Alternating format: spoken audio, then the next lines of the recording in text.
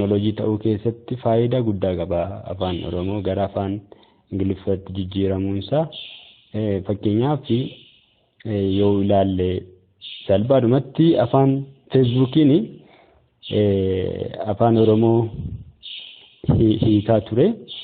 Sun amma bu'aansaa haga tokko wantoota feesbuukii irratti maxxanfaman translate jennee afaan biraatiin kan barreeffaman afaan Oromootti, afaan Amaariffaatti, afaan birootti jijjiirachuu akka dandeenyu achirraa arguu dandeessu.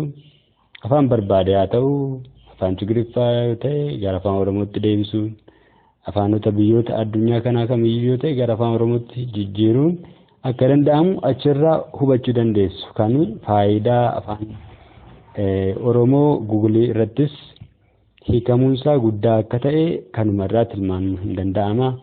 Kanaaf wal jajjabeessinee namoota kanarratti hojjechuu danda'an yeroo isaanii kennuu danda'anii akka hojjechuu qabanii fi afaan kana dagaagfachuu akka qabnu dhaamsinii dabarsuun barbaada. Kanaaf akkamitti hojjenna kan jedhu jalqabaa qabee isinitti agarsiisa. Browserii keenya banannaa. Warreen moobaayilii fayyadamtan daataa xiqqoo fayyadama, baay'ee daataa nyaatu. Kanaafuu moobaayilii irrattis fayyadamnee afaan Oromoo kana hiikuu hin dandeenya. Ani amma mataa kiyyaatiin iddoon barbaade taa'ee moobaayilii kiyya irratti daataa banuudhaan afaan Oromoo kana translate godhaan jira. Kanaaf dirqama koompitara qabaachuun dirqama miti. Moobaayilii warri qabdan Android jechuudha. Moobaayilii tachi kana warri qabdan Chrome fe'achuudhaan browserii Chrome isatu baay'inaan hojjeta. Isa bilbila keessan irratti fe'achuudhaan maal gootu steeppiin asirra koompitara irratti fi achirratti hojjetamu tokkuma waan ta'eef browserii osoo Chrome qabaattanii gaariidha. Chrome malee isaan kaanis ni hojjetu. Koompitara irratti rakkoon qabu, garuu bilbila irratti Chrome malee isaan kaan Opera Mini waan rakkiseefan Chrome irratti hojjetaa jira. Kanaafuu Chrome keenya banannee achirratti translate.google.com jennee yeroo barbaannu fuula kanatu nu dhufa. Fuula kana fakkaatu nu dhufa. Asirra maaltu jira? Translate kan jedhu jira. Fakkeenya tokko fudhannee ilaallume asuma irratti faayidaan afaan kun hiikamuu nuuf qabu yookiin afaan Oromootiif qabu maal akka ta'e asuma irratti haga tokko isinitti agarsiisa. Toon seeniini tole jechuma tokko wayii fudhannee haa ilaallu.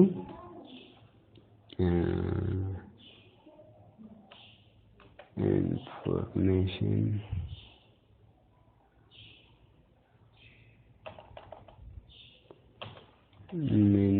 meaning of the information now go with wisdom. Me jechuma tokko asirraa sarchi haa goone.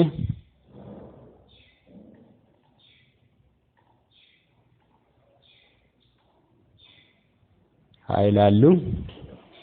Meaning of wisdom jechuun maal jechuudha?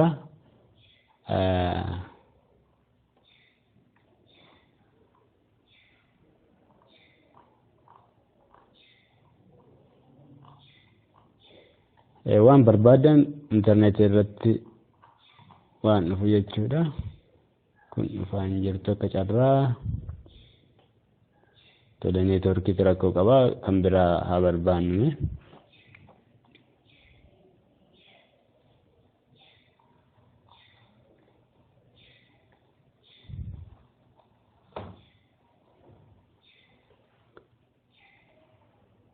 Tole dookimentii tokko bannee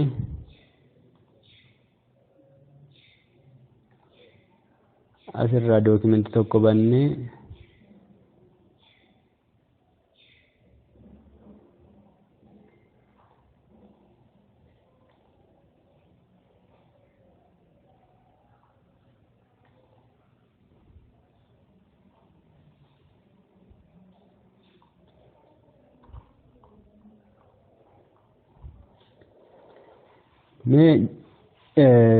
asirraa hima kanaan fudhadhaa. Hima kana fudhadhee dhufee asirratti dhufee iddoo kanatti teesti godhee gara afaan barbaadutti akkanaa hiiku. Fakkeenyaaf kana afaan Amaariffaatti akkanaa hiikuu barbaade jecha asii kana gara afaan Amaariffaatti ofumsaatti naa hiike jechuudha. Kun faayidaa guddaa qaba jechuudha guddina afaan tokko keessatti.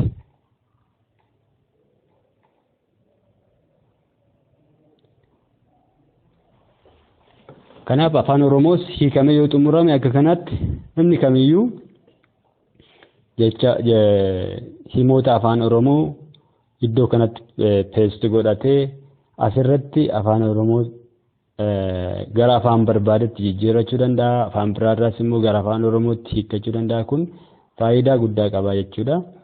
Kanaaf irratti hojjechuun barbaachisaadha. Namni hundumtuu wal dammaqsee odeeffannoo waliin gahuudhaan yuutuubii kanas walii sheer godhuudhaan irratti hojjechuun barbaachisaadha. Tole akkaataan itti hojjennu gaa jalqabaaf cufnaa kontribuut kan jedhu kana jira. Kontribuut kan jedhu kana tuqnaa. Achiin kan nu gaafatu saayiniin iimeelii qabaachuu qabna. Iimeelii kireet godhachuu qabna dursinee san booda saayiniin jenna. Saayin yoon goone iimeelii yoon qabaanne irratti hojjechuu hin dandeenyu. Kanaaf iimeelii qabaachuun dirqama. Amma iimeeliin kiyya iimeelii kiyyaan hin gala.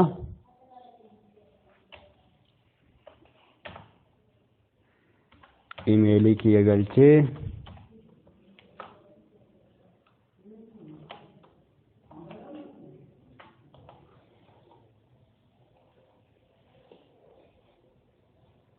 tole verification na gaafata kuni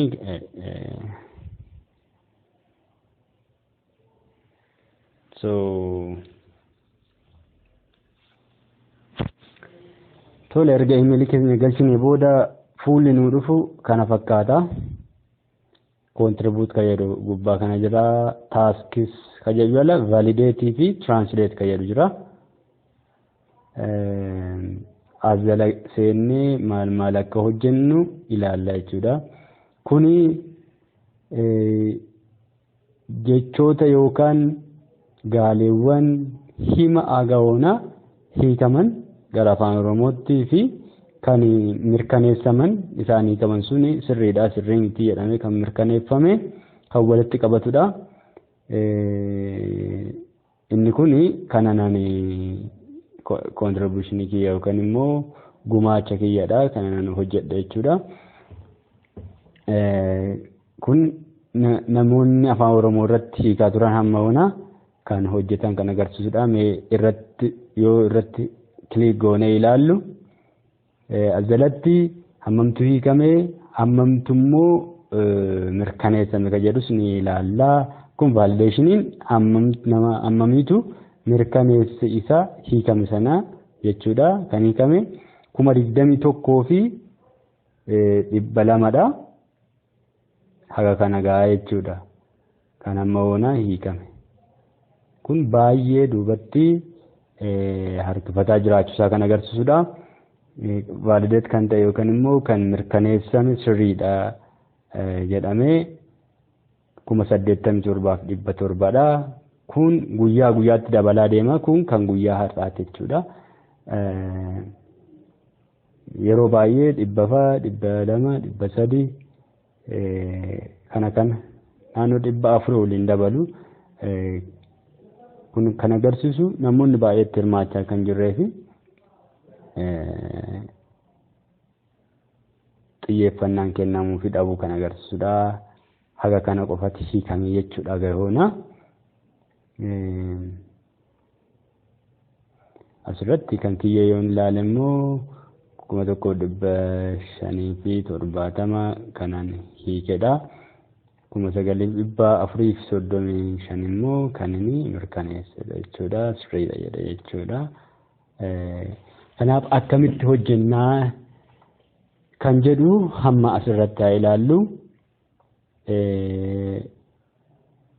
Validate kana jalatti kanarratti yoo tuqne jechoota haaraa jechoota hiikaman sana afaan Ingilishii sana nu fida jalasaatti hiika namni ta'e hiike sana nu agarsiisa jechuudha. Kanaaf kun kana dubbisne kan erga dubbisne booda saa afaan Ingiliffaa kan afaan Ingilishii kana erga dubbisne hiikni sunii fi hiikni asitti kenname kun sirriidha kan jedhu ilaallee yoo sirrii ta'e correct jenna kana tuqna jechuudha. Irratti click goona yookaan irratti cuqaasna jechuudha. Yoo sirriin taane immoo hiikni asitti kenname incorrect jedhu kana irratti cuqaasna. Yoo murteessuu dadhabne yookaan immoo hin beekne ta'e surma isaa hin beeknu yoo ta'e immoo skip jennee bira darbuu dandeenya. Skipiin bira darbina gara isa taanutti nu dabarsa. Saayiniin nootiyuu jedhu kanamma garee group afaan Oromoo kun amma sirrii miti jechuudha. Sirrii waan taaneef incorrect jedhu irratti cuqaasna. What time will you be there?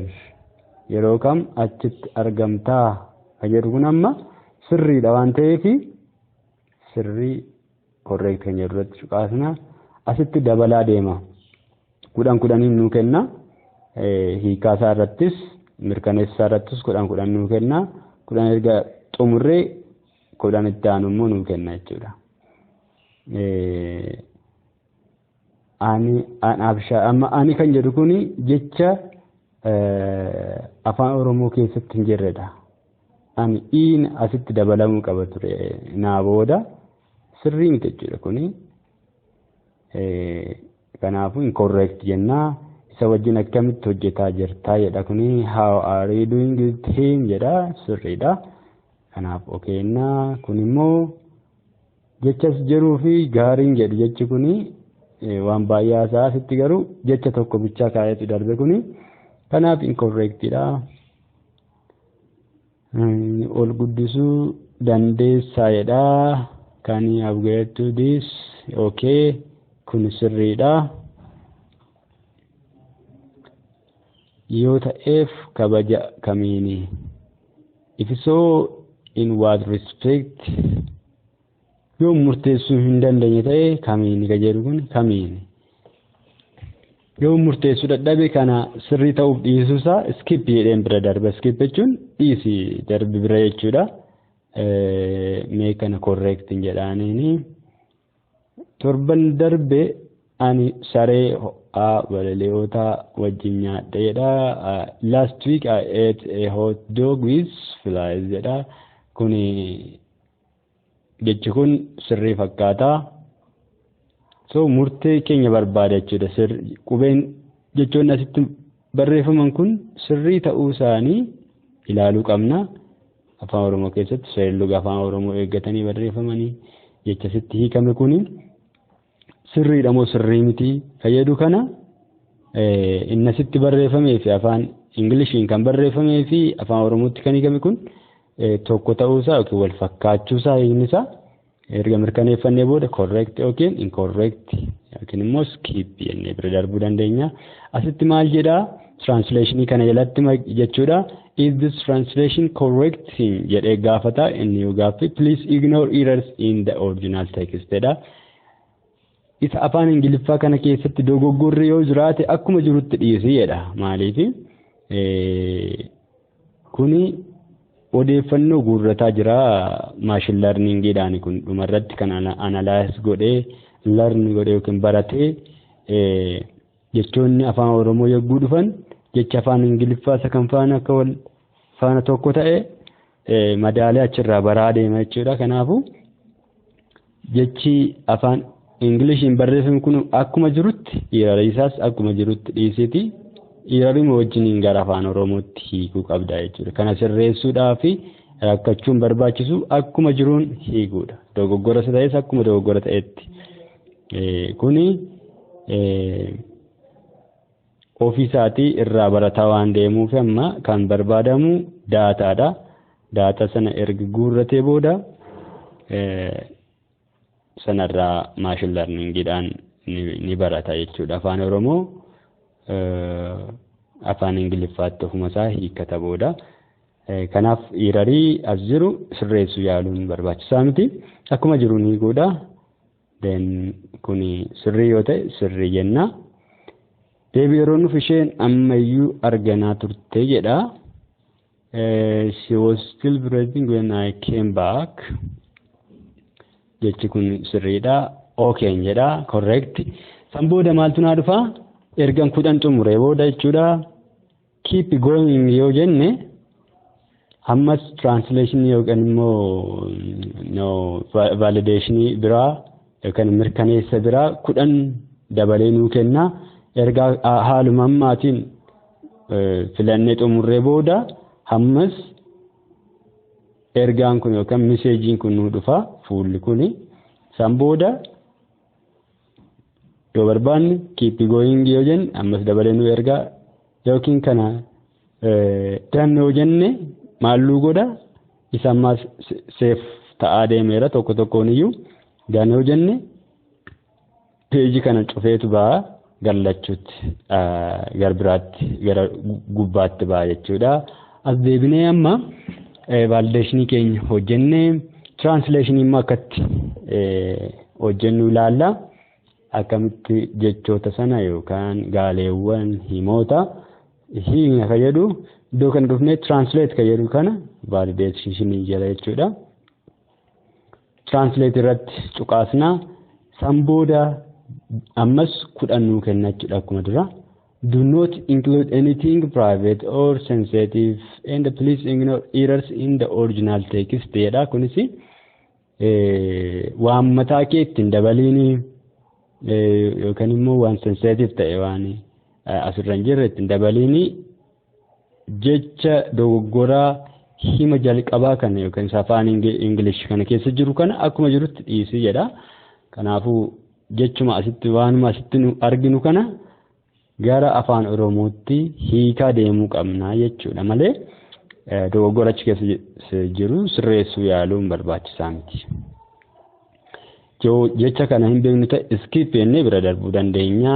I really don't know jedha. Amma kana ani dhugaadhumaan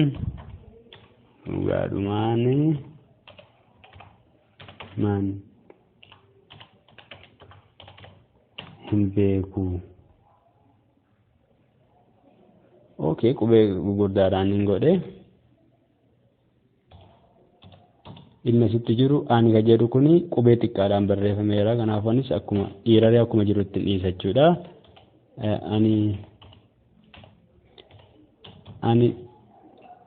Ani dhuguma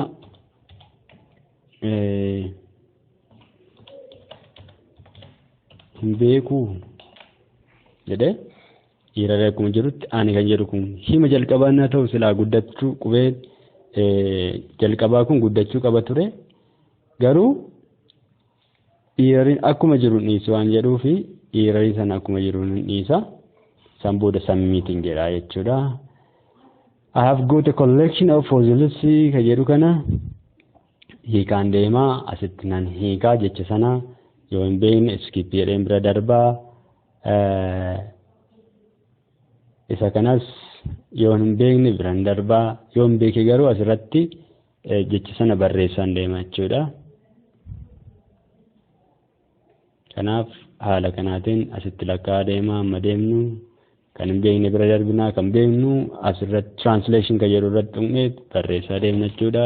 Amma sana skip anamma hunda isaa hiikaan deemu yeroo hin qabu waan ta'eef skip godhaan deemanii asirratti lakkaa deema 10 irra argi geenye kan arga finnee booda ammas akkuma duraanuu fidachuudha. Yoo itti fufuu barbaanne keep going jennee kan itti aanu nu fida. Yoo xumurree irra ta'e immoo cufnee barbaannaa as keessaa hiika keessaa jechuudha. cufnee baana. Dan yoo jenne gara duubaatti nu baasa.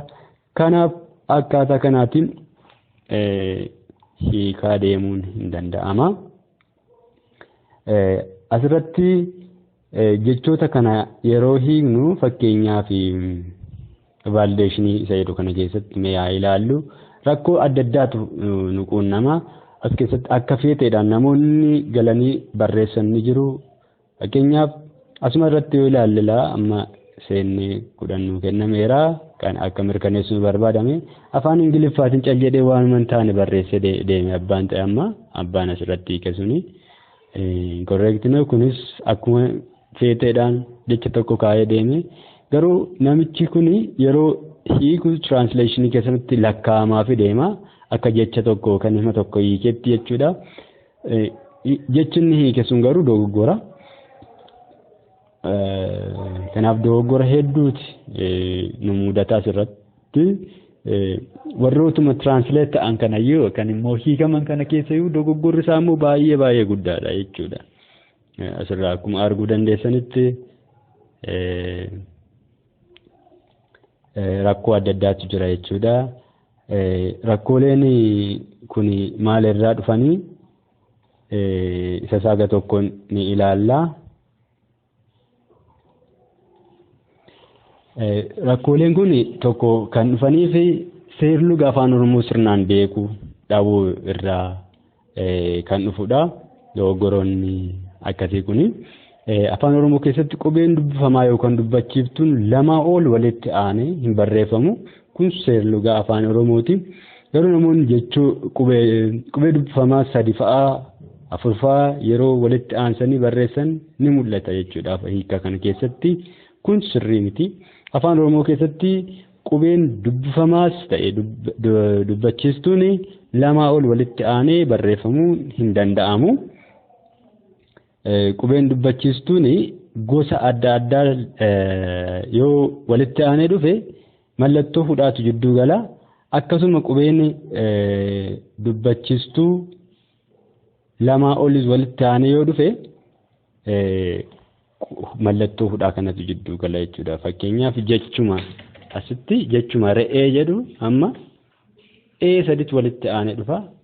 Kanaafuu iddoo kanarratti mallattoo fudhaa galchina jechuudha. Kun akka fakkeenyaatti yoo ilaalludha. Kanaaf kana sirriitti beekuun barbaachisaadha. Rakkoon achi keessatti nu mudataa jiru hiikaa afaan Oromoo keessatti tokko isaan kun bal'inaan kan mul'atanidha. Jechoota afaan Ingiliffaa akkuma jiruun gara akka jiruun kaa'uu keessatti qubeen dubbifamaa 3 fa'aa yeroo walitti aanu jira. Kanaaf isa kana xiyyeeffannaan afaan Oromoo sirnaan beekuun barbaachisaadha.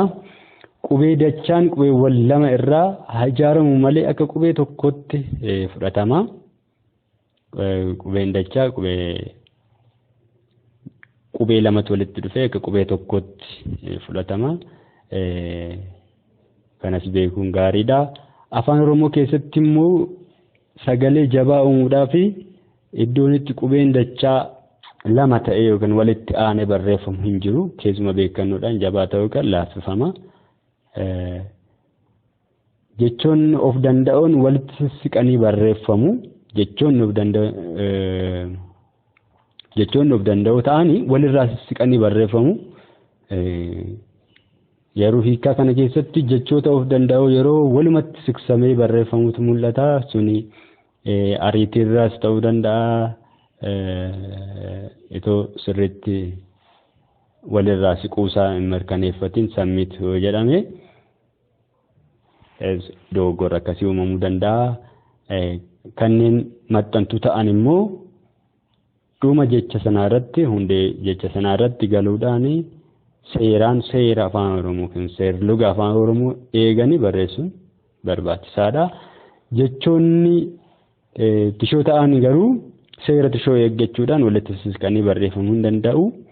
Kanaaf jechoonni tishoo ta'an jechoota akkamiiti kan jedhus ilaaluun ni barbaachisa.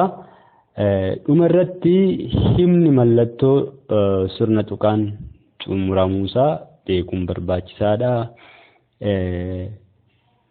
hiika kana keessatti dogoggoroota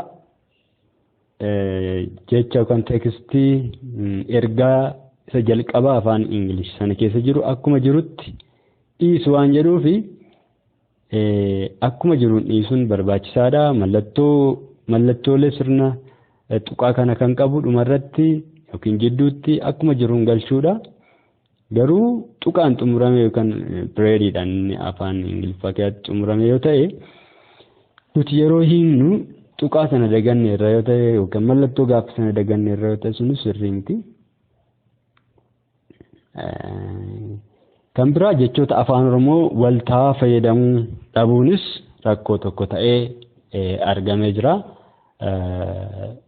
Jechoota naannoo tokkotti yookaan immoo kutaa Oromiyaa tokkotti beekaman garuu waltaa yookiin barnoota kitaaba barnootaa irra hin jirre kan namni hundumtuu irratti walii galuu yookiin immoo jecha sana beekuu hin dandeenye fayyadamuunis hudhaa tokko ta'ee argameera jechuudha. Kanaaf haga danda'ame jechoota waltawaa ta'an warreen jechoota kitaabota irra jiran fayyadamuu qabna. Gama biraatiin jechoota afaan Amaariffaa keessatti barteedhaan naannootti fayyadamamu akka waan afaan Oromoo ta'etti warra fudhatanii hiikanis ni jiru. Sunis immoo rakkoo tokko ta'ee jira jechuudha. Hiikaa kana keessatti sun sirrii miti. Afaan Oromoo waan ta'eef afaan Oromoo qulqulleessinee afaan Oromootti hiikuun barbaachisaadha. Jechoota waaltawaa ta'an afaan Oromoo keessatti jechoota waaltawaa namoonni hundi hubachuu danda'an hiikasaa beekuu danda'an kan kitaaba barnootaaf irra jiran kan kitaabota barruulee adda addaa gaazexaa fi wantoota adda addaa irratti jechoota fayyadamaman isaan fayyadamuun barbaachisaadha. Kan biraa rakkoolee xiyyeeffannoo dhabuudhaanis hiika kanarratti rakkoo biraa ta'ee jira.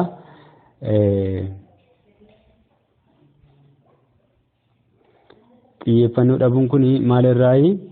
Afaan Oromoo kun hiikamuun isaa yookaan afaan Oromoo afaan hojii googilii ta'uun isaa faayidaa maalii akka qabu baruu dhabuunis akka feetetti yookiin immoo faayidaa akka waan hin qabne xiyyeeffannaa akka dhabu ta'eera. Garuu afaan Oromoo afaan hojii googilii ta'uun guddina afaan Oromoo keessatti gahee guddaa taphata. Afaan kun afaan teekinooloojii akka ta'uuf gahee guddaa taphata. Kanaafuu hiikaan kun baay'ee barbaachisaadha. Qorannoo adda addaatti fayyadamuudhaaf afaan kun hiikamuun isaa namoonni jecha afaan Oromootiin yookiin immoo hima afaan Oromootiin barreeffame tokko gara afaan beekanitti jijjiirratanii onlaayinii irratti akka armaan dura isinitti agarsiisetti hiikkatanitti fayyadamuu akka danda'an waan ergaa darbe sana hubachuu akka danda'aniif gahee guddaa taphata jechuudha. Kanaaf faayidaa hedduu qaba. Kanaaf irratti haa xiyyeeffannu jedha. Hubannoon gahaan uumamuu qaba. Qubeen afaan Oromoo sirnaan barreessuu dadhabuunis immoo rakkoo biraa ta'ee jira. Fakkeenyaaf sagalee dheeraa, gabaabaa, jabaa, laafaa, irra butaa warreen jedhaman akkasii kana beekuu dhabuu haa ta'u yookiin immoo xiyyeeffannaa dhabuun haa ta'u akka feeteedhaan barreessuunis haa ta'u garuu yeroo baay'ee isaan kun qormaata guddaa ta'anii jiru jechuudha afaan Oromoo kana barreessuu keessatti. Fakkeenyaaf jechi lafa jedhu jecha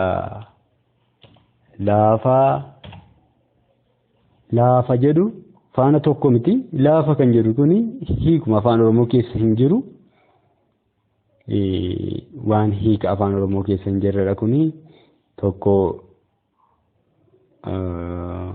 hiikni isaa otuma jiraate iyyuu immoo isa kana faana tokkodha kan jedhu wanti irratti walii galame waan hin jirree fi akkaataa kanaatiin yeroon barreeffamu baay'inaan mul'ata. lafa kan jedhu laafaafaa jedhanii kan barreessan hin jiru. Lafa jechuudhaaf jechuudha. Lafa jechuu barbaadanii laafaa jedhanii yeroo barreessantu jira. Lafaa jedhanii yeroo barreessantu jira. Jechoota hedduudha jechuudha. Wantoonni akkasii sagalee dheeraa gabaabaa barreessuu dadhabuudhaan kan mudatanii fakkeenyaaf dhufuu kan jedhu barreessuudhaaf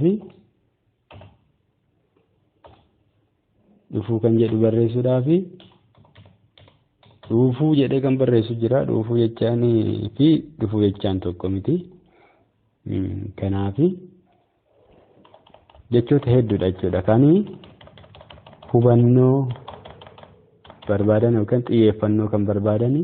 Kanaaf jechoota afaan Oromoo kana sirnaan barreessuu barachuudhaafis qubee jenereeshinii kana irratti kutaa adda addaatiin qoodamee waa'ee akkaataatti afaan Oromoo sirnaan barreessuu dubbisuu danda'amu irratti jalqabaa qabee abacaadhaadha qabee jechuudha.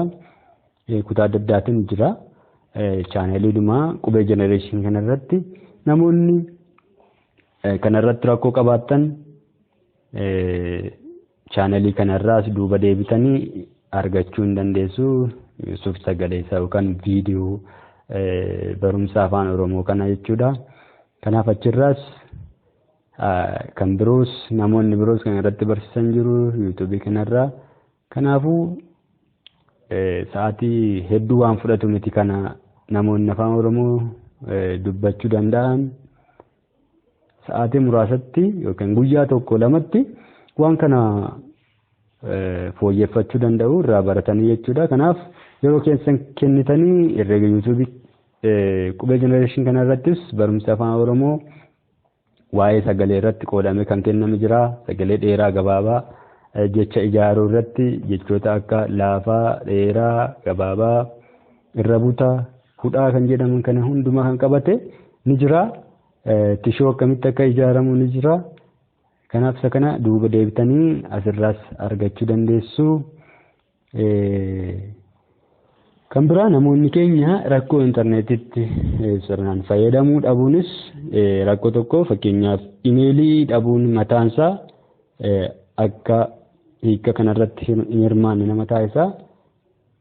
Kanaaf imeeliis uummannu rakkoolee asitti jiran kana afaan Oromoo keenya dandeettii afaan Oromoo keenya dagaagfachuun barbaachisaadha. Keessattuu rakkoon kun akkuma waliigalaatti waan jirudha. Afaan Oromoo sirnaan barreessuu dadhabuun kun baay'ee rakkoo ta'ee jira. Namoota baratanii sadarkaa guddaa irra gahan birattis kun rakkoodha. Kanaaf akka furmaataatti yeroodhaaf barnoonni chaaneelii qubee jenereeshinii irratti darbaa jirus baay'ee isin gargaaruu danda'a. Isas ilaalaa jecha afaan Oromoo haala kanaatiin hiikamaa jiraachuusaa akka beektanii fi akka irratti hirmaattan yeroota keessanis yuutuubii yookaan immoo viidiyoo kana sheer gochuudhaan isaan bira akka ga'u taasistanii namoonni dandeettii fi fedhii isaa qaban akka irratti hirmaatan gahee keenya bahuu qabna. Kanaaf irratti haa hirmaannu jedhaa. Kanumaan barumsa keenya har'aa asirratti kan goolabnu ta'a. Dhumarratti erga afaan Oromoo kun hiikamee xumuramee afaan Oromoos akkuma afaan kamiiyyuu asirratti dhufnee iddoo kanatti teesti godhachuudhaan jecha barbaanne jechuudha. Jecha yookaan hima barbaanne fuunee dhufnee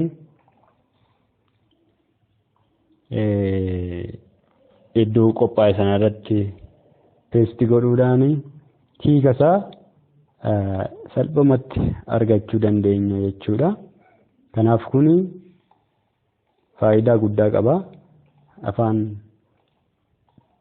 Afaanota biroos gara afaan Oromootti hiikachuudhaaf. Fakkeenyaaf kun jecha kanaan dookumentii ta'erraan fuudhee iddoo kanatti paste godhee san booda afaan Amaariffaatti naa jijjiiree afaan Amaariffaa irraa immoo afaan Laativaanii jijjiiruun barbaade afaan sanattis naa jijjiiree tole Hawusaatti jijjiiruu barbaade Hawusaa namni afaan Hawusaa dhaga'u jecha afaan Oromoo kana jecha afaan Oromoo hiikamee dhume jechuudha. Jecha afaan Oromoo kan hima afaan Oromoo tokko asirratti yeroo paste godhu asitti dhufee afaan isaatti yeroo jijjiirratu